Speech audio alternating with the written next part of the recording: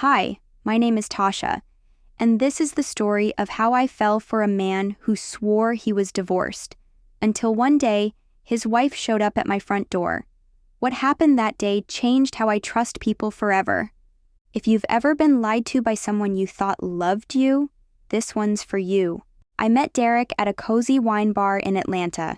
He was tall, charming, well-dressed, smelled expensive, and his energy was smooth and confident. He told me he was a real estate investor, recently divorced, and just trying to start over. He wasn't wearing a ring. He never dodged eye contact. And the way he talked, he made you feel like you were the only person in the room. We exchanged numbers that night. By the next morning, I had a good morning text. He was so sweet. He kept sending me good morning texts every morning. He really made me feel special. Everything moved fast. Romantic dinners, flowers sent to my job, weekend trips to Savannah. He even helped me install a bookshelf in my apartment. But there was one rule. He said, "I don't like taking photos. My ex tried to blackmail me once. I'm real private now."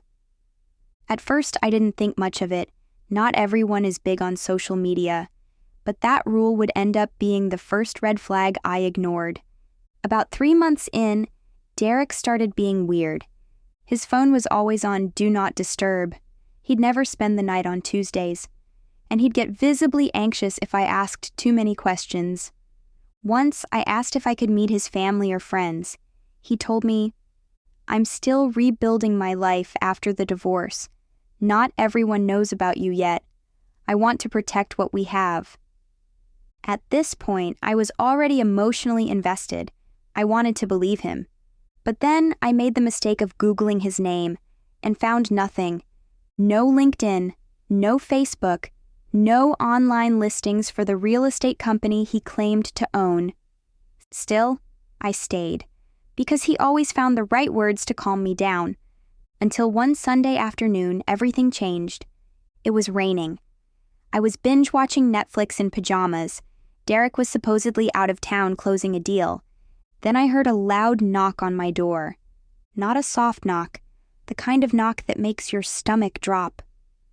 When I opened the door, a woman stood there, soaked from the rain, no expression. She said, "Are you Tasha?"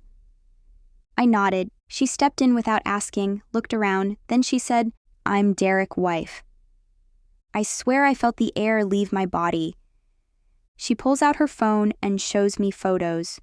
Wedding photos, family cookouts, even a video of Derek and their daughter at a birthday party last weekend. I couldn't breathe.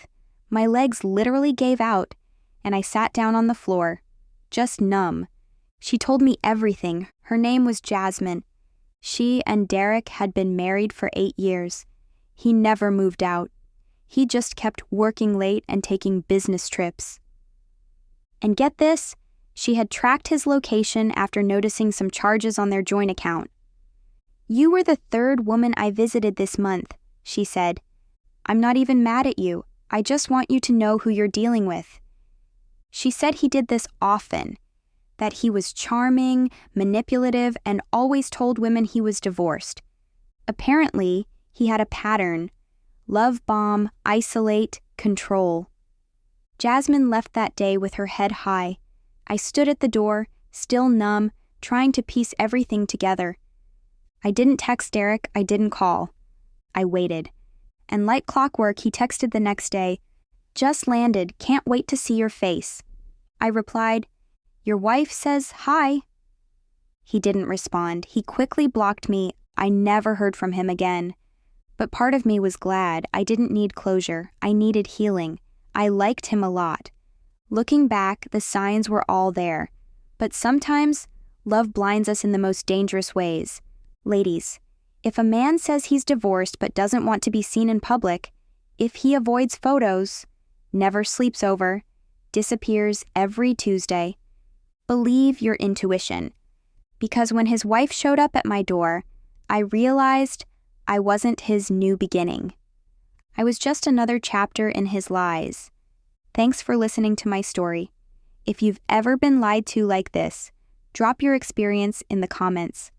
I want to hear your story. And don't forget to subscribe for more real relationship stories, the kind people don't talk about out loud.